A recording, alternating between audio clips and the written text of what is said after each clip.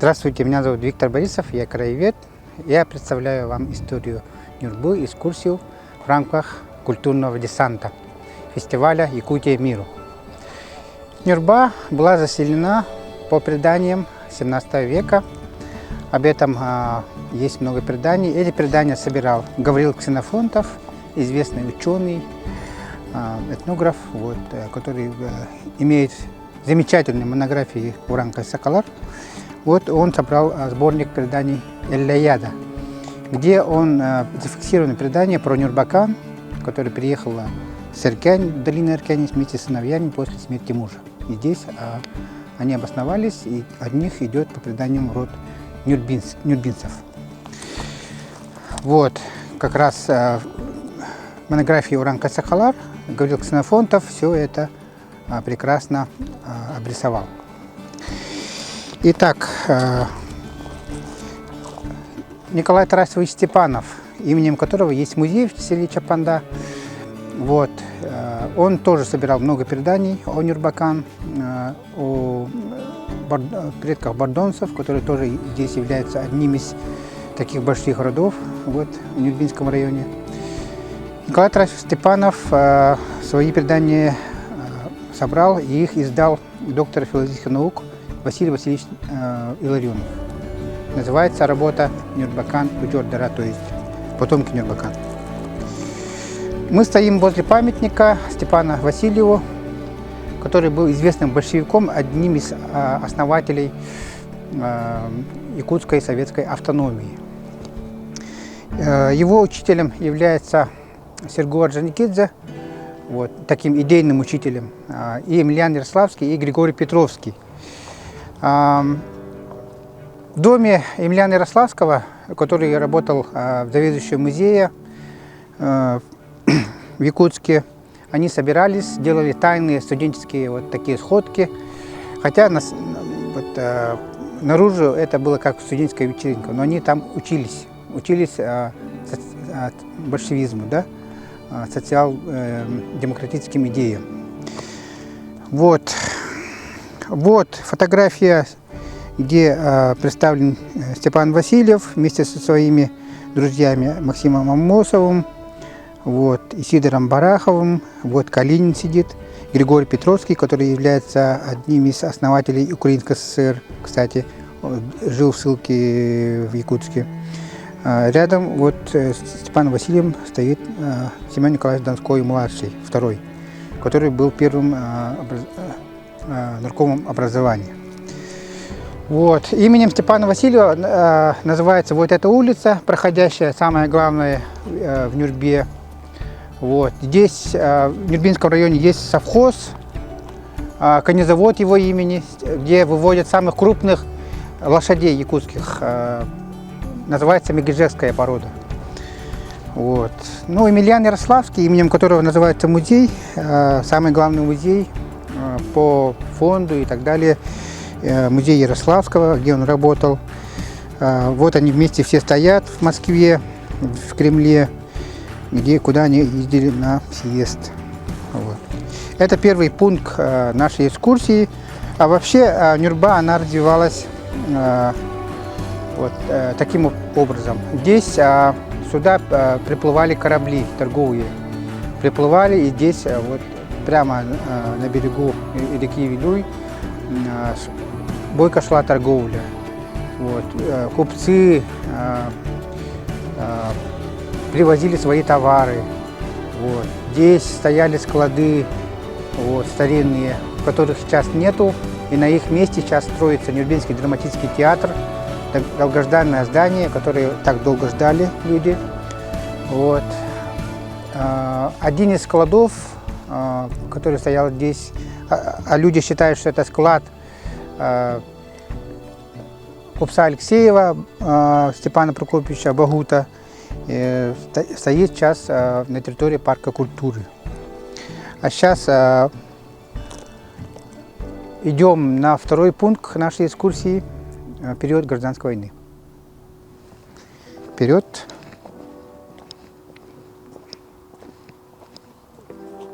Вообще, первые большевики, они были идеалистами. Они хотели, чтобы было социальное равенство, чтобы не было богатых и бедных, и вот они действовали в своих вот, идейных соображениях. Да? Но вот некоторые их идею не поддерживали, особенно богатые, которые, вот, конечно, были против идей социал-демократов, то есть большевиков.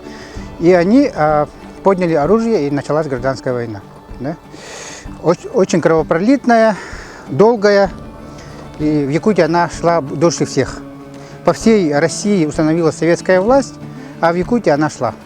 Вот, шла, и вот в конце концов окончилось это все восстанием конфедералистов в 1926 году. В Нюрбе тоже шла гражданская война, очень такая кровопролитная. Сейчас мы идем к пункту, где стоял штаб красных. Вот, небольшой амбарчик, где один из руководителей Красного ополчения, Василий Наумов, вот он, вот, совещался со своими полевыми командирами, там же он оборонялся, у него была винтовка Мосина, оттуда он отстреливался. И так как он был хороший охотник, то вероятно, он убил многих повстанцев. Вот у повстанцев было много потерь, свыше 20 человек убитыми и ранеными. Вот как раз идем в то место. В детстве мы там играли. Постоянно, ну вот, слышали от стариков, что на этом месте прошли бои и так далее. Но вот чисто подробности я узнал, когда работал уже в музее здесь. Нет, не часовня, а просто дом такой стоял, где жили Балакшины в свое время. Один из знаменитых геологов Якутии, друга поэта, известного российского поэта, вот, который любил Якутию. Они по рекам Якутии делали очень много таких замечательных экскурсий. Зовут его, догадались, да, о ком говорю? Ну, потом догадаетесь, я думаю. Это очень известный человек. Вот, на этом месте стоял амбарчик такой небольшой. Так как повстанцы наступали оттуда, видите, церковь, да, там есть Никольская. На том же месте стояла другая Никольская церковь деревянная.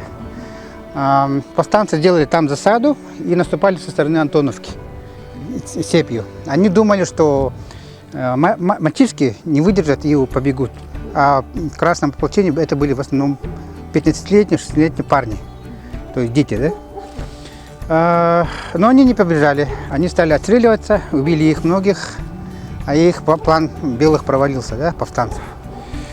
Василий Наумов вот прямо на этом месте в амбаре отстреливался. Вот.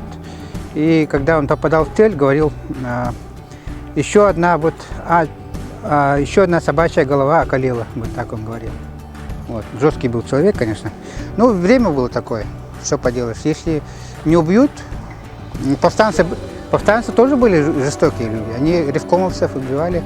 Как это произошло в Сантарах, где расстреляли 4 человека, сотрудников советских органов, в Верхнеулюйском улусе.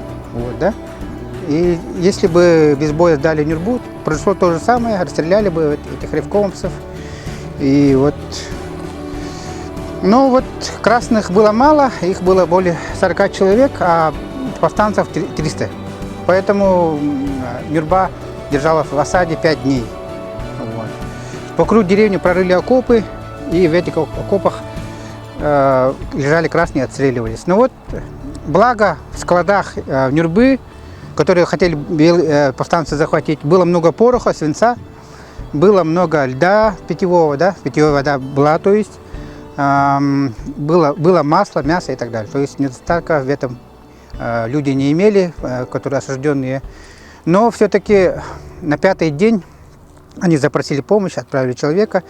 И на 5-й день пришел отряд регулярной Красной Армии во главе с Захарием Пястоловым, которые, это уже были солдаты регулярной Красной Армии, то есть профессионалы, да? У них был пулемет, и повстанцы отступили. не стали с нее испытывать судьбу. Мгм. Оборону Нюрбы похвалил очень сильно Иван Строт, Иван Яковлевич, знаменитый красный командир гражданской войны Якутии. Его перу принадлежат произведения. Одна из них называется «Якутской тайге», где он описывает свою осаду Сосыл-Сысы. Да? Иван Строт похвалил Нюрбинскую оборону, потому что красные не потеряли ни одного человека. И сказал, что с военной точки зрения это очень грамотно было сделано. Итак, идем в третий пункт нашей экскурсии.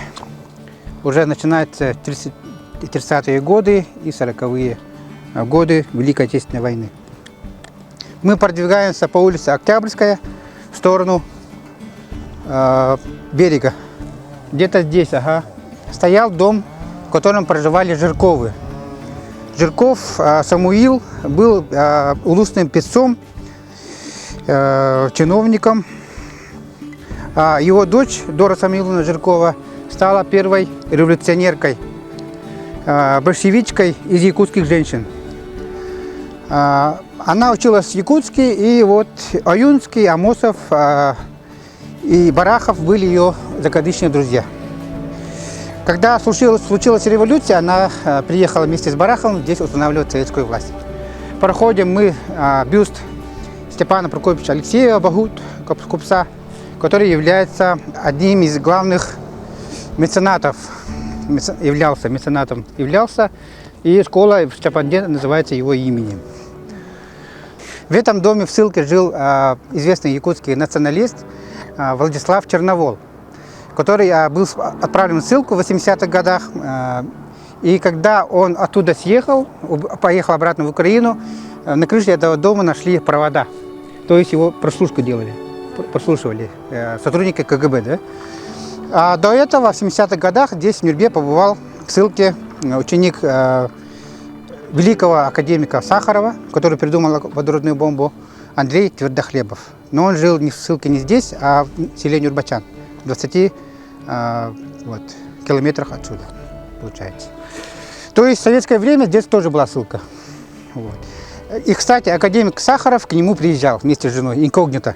Хотел приехать, но узнали, конечно, КГБ все же знает. И КГБ строго-настрого запретило водителей его до Нюрбачана привозить, да?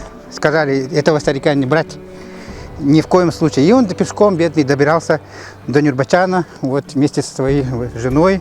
Благо у него была карманная бензопечь, где он грели руки, и сухари, бутерброды у них были и кофе в термосе. Это все он очень хорошо описал в своих мемуарах, можно прочитать в социальных сетях, рекомендую. Но в царское время здесь, конечно, было очень много сильных. Кстати, сюда хотели отправить Серго Орджоникидзе, но Серго Орджоникидзе стал умолять его оставить там, в центре, и его отправили в Хангаласский улус. И, как мы знаем, Хангаласский улус раньше назывался Орджоникидский район, да? И там же есть дом, где он жил, Погрозский, и он работал там фельдшером. Сюда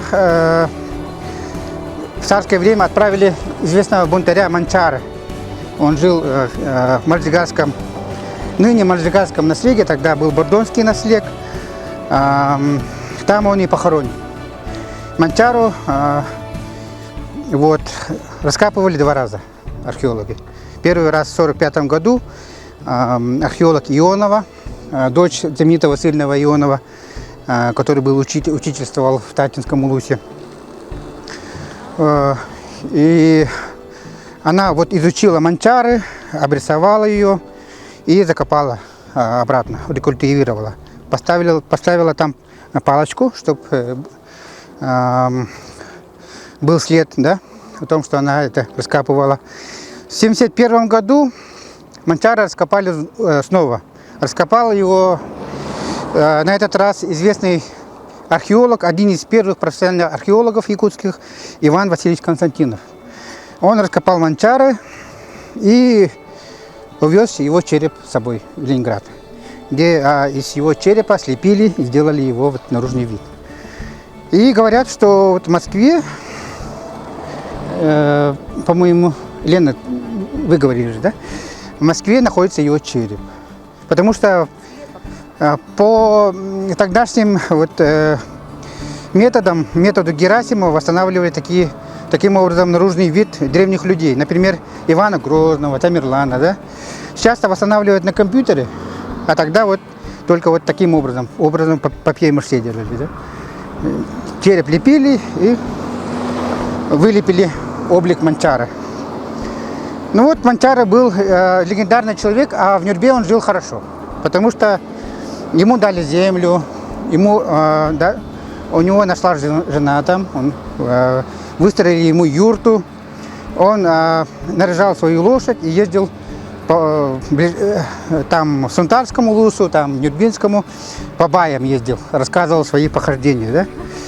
Но они его просили, и они его одаривали деньгами, скотом. То есть они очень вот хорошо к нему относились. Хотя он был, конечно,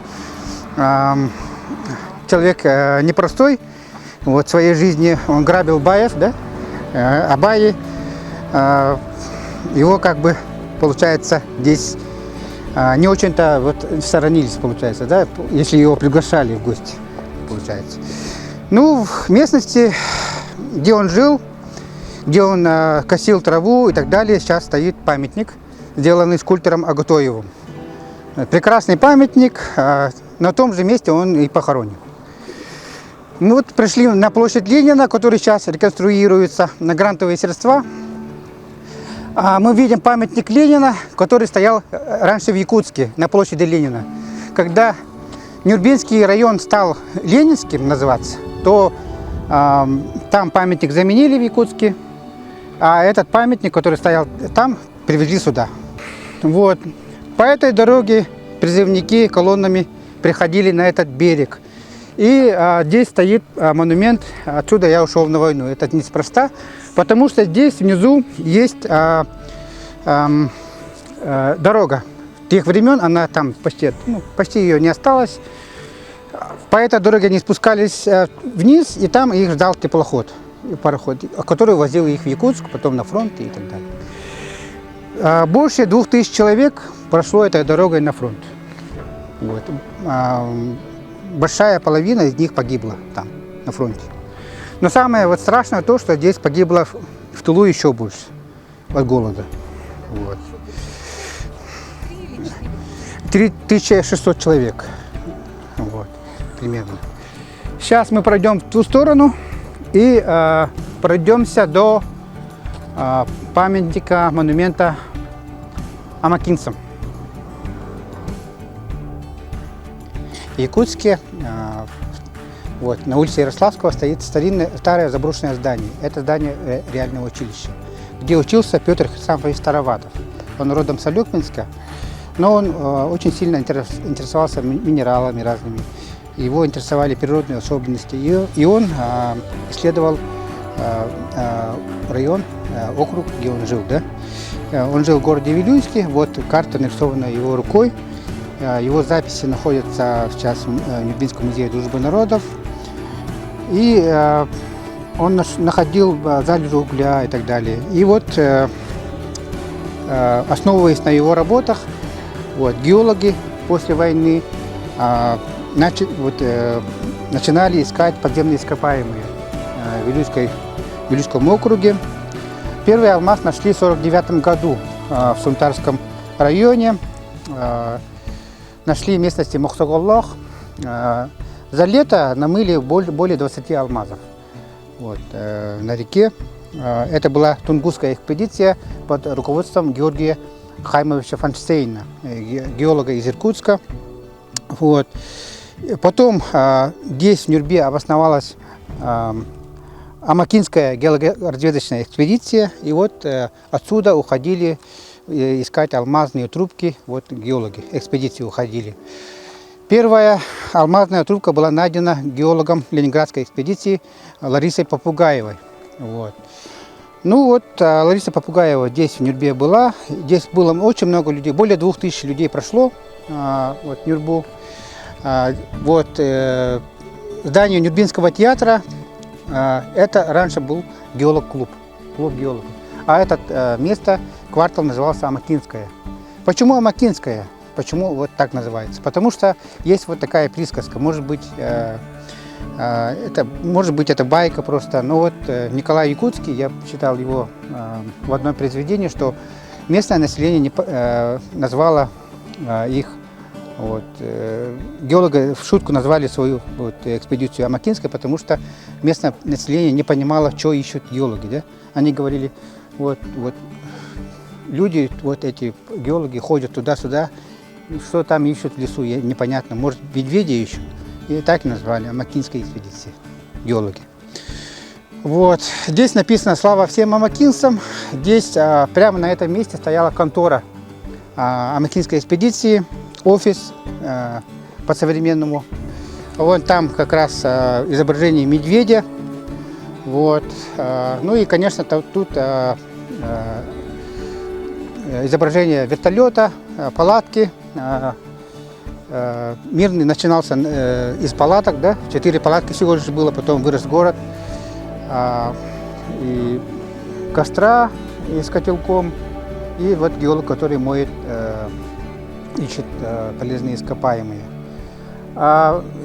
Алмазные трубки находили по методу Натальи Сарсацких, известного геолога, которая изобрела метод поиска алмазной трубки по их спутникам, пиропам. Такие камни красного цвета. Часто делают снимки с высоты, да, и вот по снимкам находят. А тогда это был ручной вот такой труд, очень долгий, трудный. Ну и вот благодаря тому, что вот стали находить алмазы и так далее, полезные ископаемые, вот, это все, конечно, внесло свой вклад, свою лепту в развитие республики. Мы находимся в парке культуры имени Сергея Васильева, который был основан в 30-х годах писателем Сергеем Васильевым Барагонским. Он здесь руководил районом. И вот про Сергея Васильева есть очень много хороших воспоминаний стариков-нюрбинцев. Он очень хорошо развивал Нюрбинский район, строил здесь социальные объекты.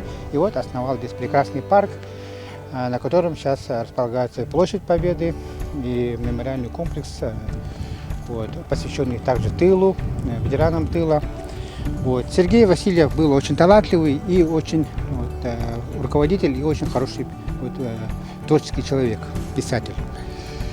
Его перу принадлежит баллада об Ильмине, да? Известная поэма, вот, которую читают постоянно, вот, читают День Победы, вот, молодые люди, и поэма очень сильная. На площади Победы располагаются вот, различные объекты.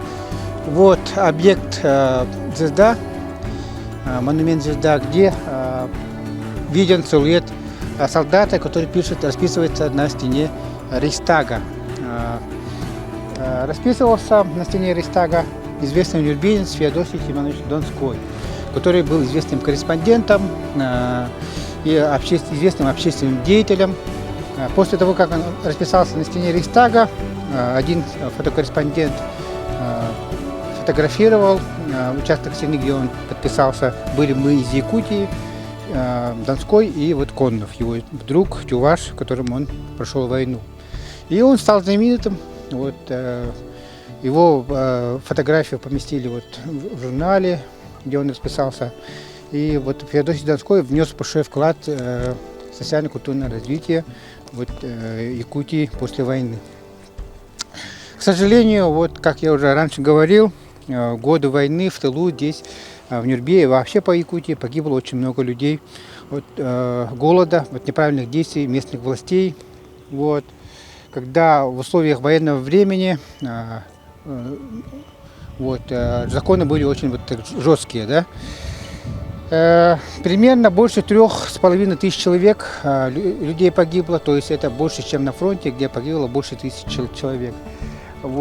Тыловикам, ветеранам тыла посвящен этот монумент вместе с колоколом, вместе с горельефами председателей колхозов, которые не дали умереть ни одному колхознику.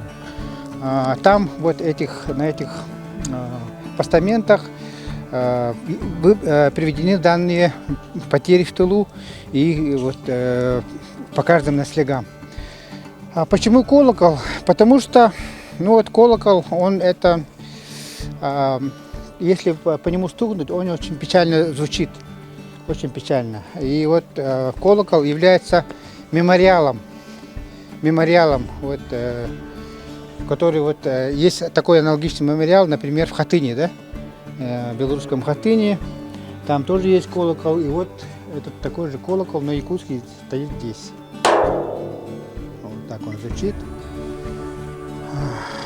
А это как раз председатели этих колхозов. Видите, сколько здесь приведены потери. Например, Можигарский наслег 256 человек умерло, Сюлинский наслег 125, Канинский 177 и так далее, и так далее. Очень прискорбно, что в далеком тылу, там, где не было врага, люди умирали от неправильных действий властей. Но дело поправил один из выдающихся деятелей Якутии, Илья Егорович Винокуров.